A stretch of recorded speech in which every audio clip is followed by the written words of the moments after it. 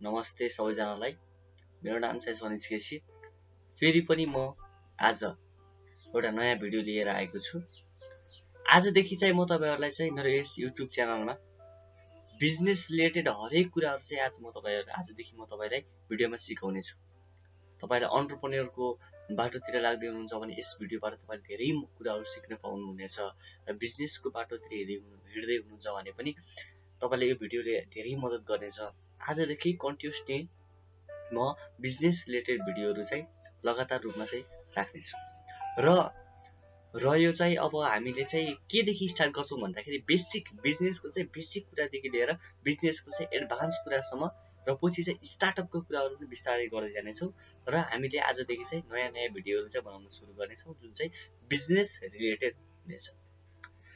सबैभन्दा अगाडि चाहिँ यो भिडियो सुरुवात गर्नुभन्दा अगाडि चाहिँ म तपाईलाई बिजनेस भन्नुभन्दा अगाडि पनि बिजनेसको परिभाषा दिनुभन्दा अगाडि पनि र बिजनेसको बारेमा बुझाउनु भन्दा अगाडि पनि तपाईलाई म बिजनेस केसँग रिलेटेड छ, बिजनेसलाई नेपालीमा व्यवसाय भन्ने गरिन्छ। बिजनेस तपाईको रिलेटेड छ ह्युमन एक्टिभिटीसँग। हामीले भन्छौं बिजनेस गर्ने हो, एन्टरप्रेन्योर बन्ने हो, आर्थिक इकोनोमिक एक्टिभिटी हुने काम गर्ने हो। तर हामी कसैलाई पनि थाहा हुँदैन कि बिजनेस के हो। बिजनेस भनेको वास्तवमा एउटा ह्युमन एक्टिभिटी हो। ह्युमन एक्टिभिटी भनेको मानवले गर्ने कामहरु, क्रियाकलापहरु, त्यसलाई चाहिँ ह्युमन एक्टिभिटी भन्छ। जस्ट लाइक टिचरले चाहिँ कुनै विद्यार्थीलाई पढाइरहन्छ भने त्यो चाहिँ एउटा ह्युमन एक्टिभिटी भयो है। फार्मरले चाहिँ फिल्डमा गएर काम गर्छ भने त्यो के भयो, ह्युमन एक्टिभिटी भयो।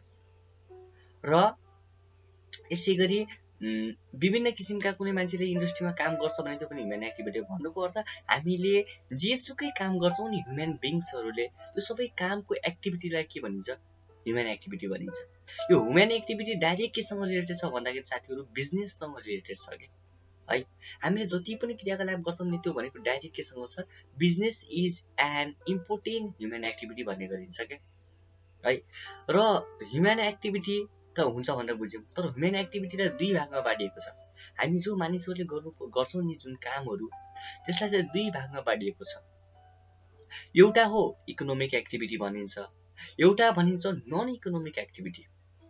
इकोनोमिक एक्टिभिटी भनेको आर्थिक क्रियाकलापहरु भन्नुको अर्थ म विस्तार तपाईलाई बुझाउँछु।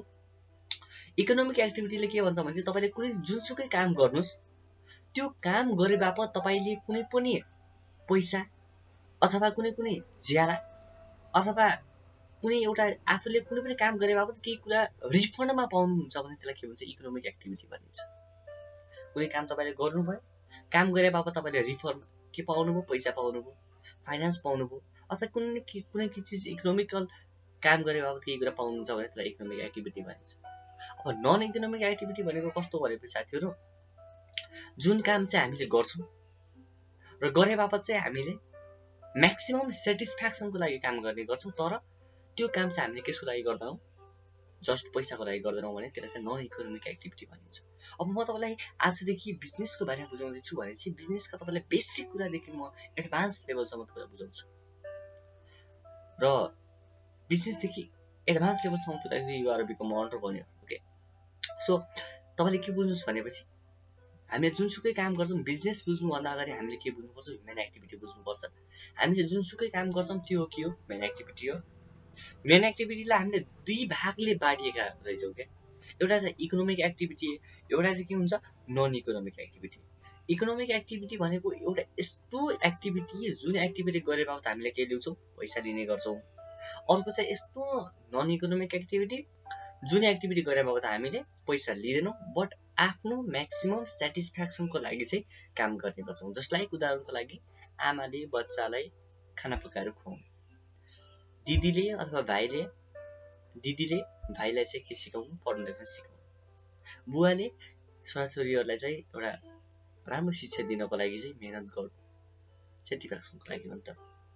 सो अब तपाईको इकोनोमिक एक्टिभिटीमा चाहिँ के कुराहरु पर्छ होला भन्ने सोच्न सक्नुहुन्छ है। मैले बिजनेस बुझाउँछु, आज म तपाईलाई अलिकति बिजनेसको बारेमा बुझाउँदैछु। सो अलिकति मजा पनि आइरहन्छ, बिचमा चाहिँ हामीले मजा लिँदै पढ्नुपर्छ, मजा लिँदै सिक्नुपर्छ कुराहरु। सो तपाईको इकोनोमिक एक्टिभिटीलाई चाहिँ तीन भागमा बाँड्छ के साथीहरु। हाम्रो यो बिजनेसको दुनियाँमा इकोनोमिक एक्टिभिटी हो के, बिजनेस भनेको के हो? इकोनोमिक एक्टिभिटी हो। नन इकोनोमिक एक्टिभिटीलाई हामीले के भन्न मिल्दैन? बिजनेस भन्न मिल्दैन। हामीले अब इकोनोमिक एक्टिभिटी हो भनेपछि इकोनोमिक एक्टिभिटीलाई 3 भागमा बाँडेको हुन्छ कि साथीहरू। एउटा बिजनेस भन्छ, एउटा बिजनेस गरेर हामीले चाहिँ पैसा अर्न गर्न सकिन्छ।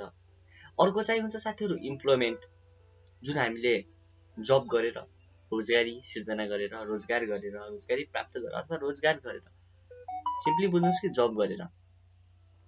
अर्को बुझ्नुहोस् प्रोफेसन। कुनै पनि प्रोफेसन काम भनेको टिचरले चाहिँ टिचिङ काम गर्छ भने त्यो एउटा प्रोफेसन हो। अनि कोही मान्छेले किसानी गर्छ भने त्यो उसको प्रोफेसन हो। कोही मान्छे डक्टर छ भने चाहिँ डक्टरकोले चाहिँ मरिजहरूलाई चाहिँ इलाज गर्छ भने त्यो के हो? प्रोफेसन हो है। इकोनोमिक एक्टिभिटिजमा कस्ता कस्ता पर्ने रहेछ? एउटा बिजनेस पर्छ, एउटा चाहिँ इम्प्लोइमेन्ट पर्छ, एउटा चाहिँ प्रोफेसन पर्ने रहेछ। हेर्नुहोस् है कति मजा आइरहेछ। बिजनेस यसरी बनेको हो कि है।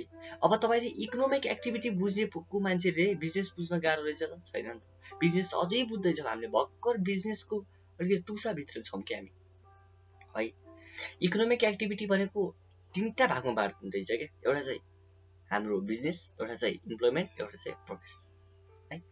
यो अब तपाईँको नन एक्टिभिटीमा के पर्दैछ भन्दाखेरि मैले अघि भनिसकेँ, म्याक्सिमम सेटिस्फ्याक्सनको लागि गरिने काम हो। जसलाई free time activities. Free time एक्टिभिटिजमा डान्सिङ, सिङ्गिङ गर्नु, तपाईँको हबी लाग्ने कुराहरू गर्नुहुन्छ, डान्स नाच्नुहुन्छ, गाउनुहुन्छ भने that is non economic activity. जुन गरेर तर पैसा पाउनु न, आफ्नो इच्छाको लागि चाहिँ गरिरहनु भएको छ।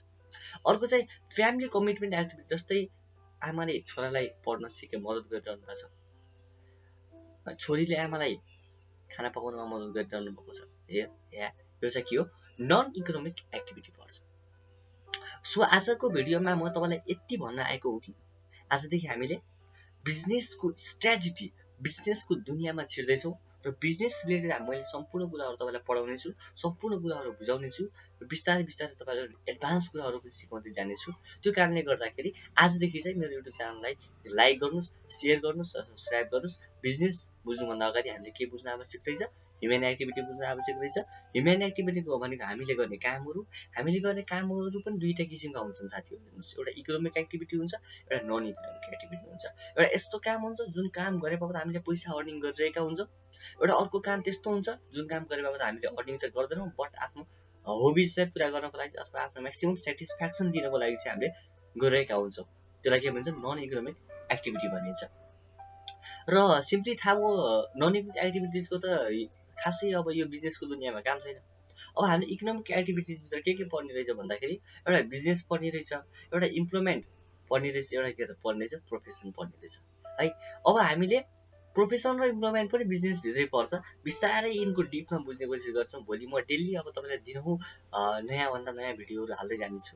भोलि हामीले फेरि एउटा नयाँ इन्ट्रेस्टिङ टपिकको साथमा तपाईँहरूको बिचमा फेरि बिजनेसको दुनियाँमा तपाईँ क्रान्ति ल्याउनको लागि म एउटा युट्युब च्यानल खोलेको छु र दिनदिनै म भिडियोहरू ल्याउनेछु र तपाईँलाई चाहिँ अन्टरप्रेन्योरको बाटोतिर हिँड्नको लागि चाहिँ फोकस गर्न चाहिँ मद्दत गर्नेछु।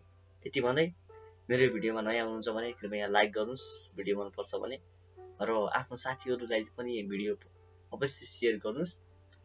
र भिडियोको तल कमेन्ट बक्समा चाहिँ मेरो कुरामा चाहिँ कतिपय एग्री गर्नुहुन्छ, तल कमेन्ट बक्समा चाहिँ एग्री गर्नुहुन्छ भने एग्री लेख्नुहोस्, अथवा कमेन्ट बक्समा चाहिँ के फिडब्याक दिनुहुन्छ भने दिन सक्नुहुन्छ। हस् त, धन्यवाद।